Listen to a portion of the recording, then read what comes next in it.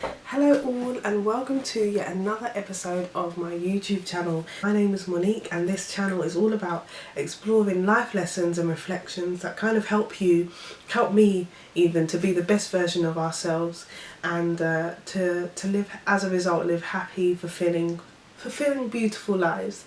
Now my voice is a bit raspy right now because I had a bit of some sort of hay feverish cold, so bear with me. But today I want to talk to you very briefly about something that I have discovered really helps me, and it's funny because you've heard me say this before, but we live in a world where there's so much distractions, guys. There's like so much going on social media, on our phones.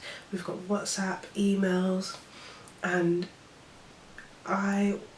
what I would refer to as a quiet voice within, I'm a Christian, so I would refer to that as God or the Holy Spirit. Call it the quiet voice within for purposes of this video. So with all this noise going on, sometimes it's so hard to actually define the quiet voice within. And I don't mean that voice that, you know, that voice in your subconscious that tells you you're not good enough or that you can't do this. You know, I don't mean that voice. That's the loud voice, and the loud voice is the voice that all of these distractions actually induce and make louder, and actually give fuel to. But I mean the quiet voice, and the voice that gives you the instinct to know when to call a friend, to check up on them, like to know which job to say yes to and which job to say no to, the instinct that tells you to keep pushing when you feel like literally giving up. And that quiet voice is very rarely in today's society given the opportunity to push through all of the noise, because there is so much noise, and also because people don't realise they have a quiet voice, and you know, they don't realise that God is guiding them at every step because they can't hear it. And it's funny because you see loads of books telling you what to do and what they've done, and you almost want to try everything, right? But I want to just give you a little bit of guidance based on my own journey.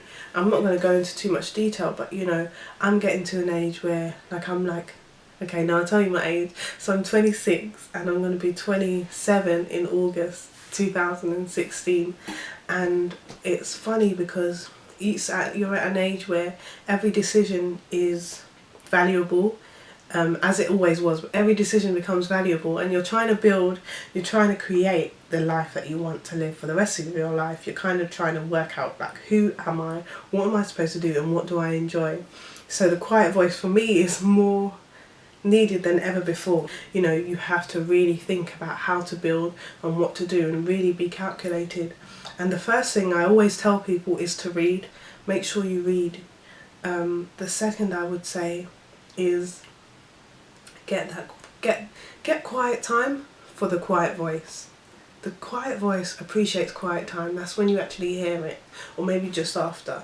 Quiet time can be in any area. Like, have you ever had a time where, like, your mind's just going crazy and you're just like, it's just overloaded? The way to kind of bring yourself out of that state is to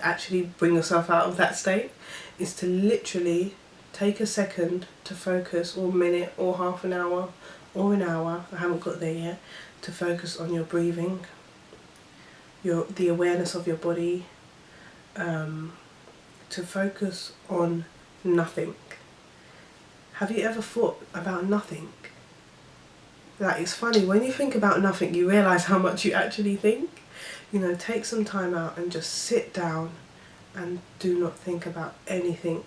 And if you find yourself thinking, don't worry, just focus on your breathing and focus on your body and focus on the ceiling or one spot, and do not think.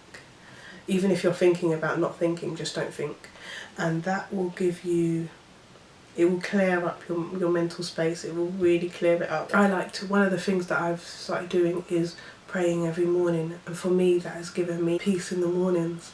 But ultimately this mindfulness exercise, or meditation as well, so I'll tell you what will induce that quiet mind state: reading, although when your mind is pretty full, sometimes you don't want to fill it up anymore. So reading is kind of like your mind's mid-full. You want to occupy it, but you want to occupy it with something that won't overload it reading, because that can get you into a reflective state after you've closed the book. Quiet time and mindfulness, so that's absolute quiet, thinking about nothing and focusing on breathing. Meditation, similar to mindfulness, meditation again focuses on the body and the breathing and other techniques.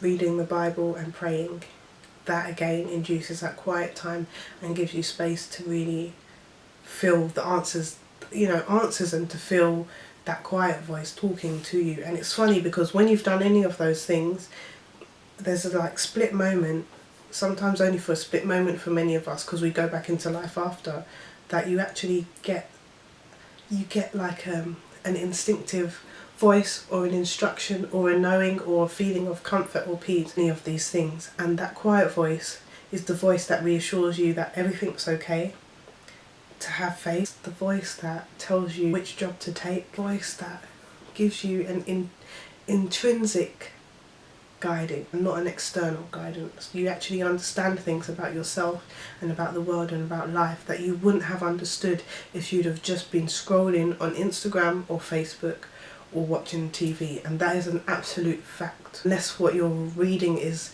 super educational, but in Instagram or on Instagram or Facebook you might see something inspirational that gives you a reflection, but within 0.2 seconds you're already on a post of something else that's taking you all the way, your mind all the way elsewhere.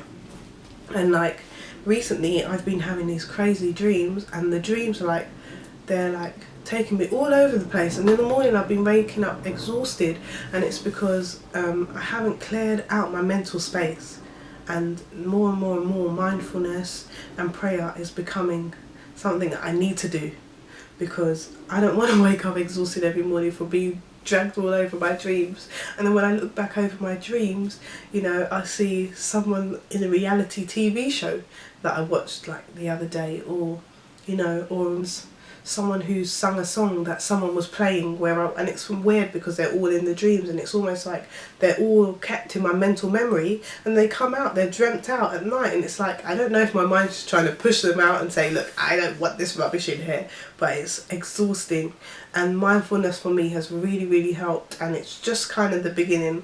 I've been doing my prayer every morning for just over a month and a half, and that's been amazing. But like literally find your quiet time and your quiet voice, because you really work out, you really feel wise as well in those moments. You're like, oh, I didn't know I thought like that.